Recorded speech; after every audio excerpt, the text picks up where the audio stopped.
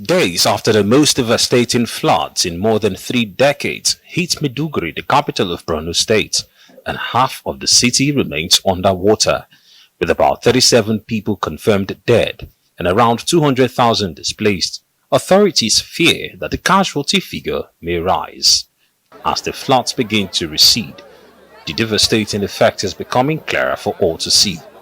Houses have been damaged, tens of thousands of people displaced and livelihoods lost. There are obvious damages to infrastructure, including bridges and hospitals, while many animals in the Sanda Kiarimi Park Zoo have escaped into the streets. According to the National Emergency Management Agency, at least 30 people have died in the floods, but residents say many more are still missing. The figure cannot be 100% now. We can say there are more, because even during the rescue, some bodies are still being recovered. So we can't really say it's just 34, it's more than that. At the end of the day, probably when the water recedes completely, then we'll be able to say this is the exact figure of persons affected and this is the exact number of deaths. To say this is the exact number, I'll be giving you wrong figures. Even as of this morning, I'm sure over 500 people have already been moved out. So the number, we can't really say this is the exact number now, but so far we have, I'm sure, up to about 200,000 people or more in the camp. Let me know, just put it, I just want to be on the conservative side. But if you go to the camps, you will see that we have close to 400,000 people in the camp. This means the death toll is likely to rise as authorities scramble to rescue thousands of others feared trapped in their homes.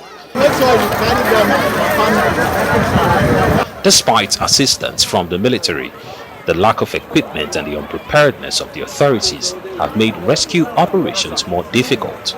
Contrary to speculation, the federal government said the Maiduguri flood was caused by the overflow of the Ngada River and not the collapse of the Alao Dam as initially speculated. While this might be a source of relief for the government, those affected by the flooding will struggle to see any difference. Authorities say some 1 million people are affected, of which about 200,000 are displaced. To deal with the situation, the state government has reopened internally displaced persons camps to accommodate those seeking refuge. Unfortunately, these camps are not enough, so many have been moved to schools, churches and mosques. A visit to the camps revealed a poorly managed situation, with residents scrambling for food. The situation is made worse as Borno State, like much of northern Nigeria, were already in the throes of a punishing food emergency amid high inflation. They told us that they were going to send a boat to rescue some of our families, but up until now, they have not been rescued. Many people are still trapped in the flood. Many children rescued are here in the camp and do not have anything to eat. My sister and her 3 children are trapped in a story building and haven't been rescued. The last time we spoke, she asked for forgiveness and said there is little hope of survival. Maiduguri is the heart of a 15-year insurgency led by Boko Haram that has already seen millions of displaced people living in camps. While the Borno state government is also distributing money to those affected by the flood to buy food in the time being, the survivors are grappling with what to buy as most of the markets are flooded and commodities either destroyed or unreachable. Beyond the food and accommodation crisis, damaged septic tanks and flooded graveyards have also increased the risk of a rapid spread of infectious diseases. I want federal government emergency bring food. Emergency. People they are suffering, many people they are suffering. And children, the one thing will happen, the what I say, the environment no good. People they are shitting in outside. All the place is dirty. So I bear about this cholera. Please, it take action, emergency, bring doctors and environment, their sanitation in this place. Worst still, the major hospitals in the state, including the Borno State Specialist Hospital and the University of Maiduguri Teaching Hospital, one of the largest in the country, are also flooded, with many expensive machines destroyed. This is the postnatal ward at the University of Maiduguri Teaching Hospital.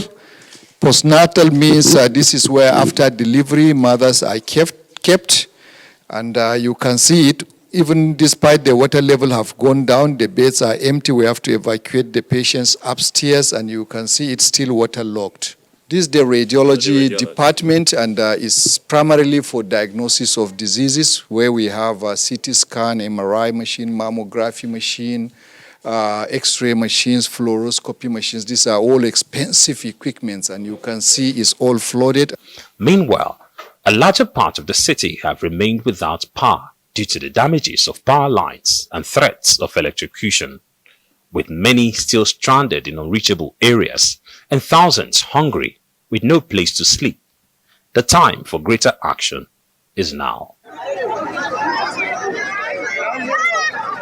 Ferdinand Durocher, Arise News.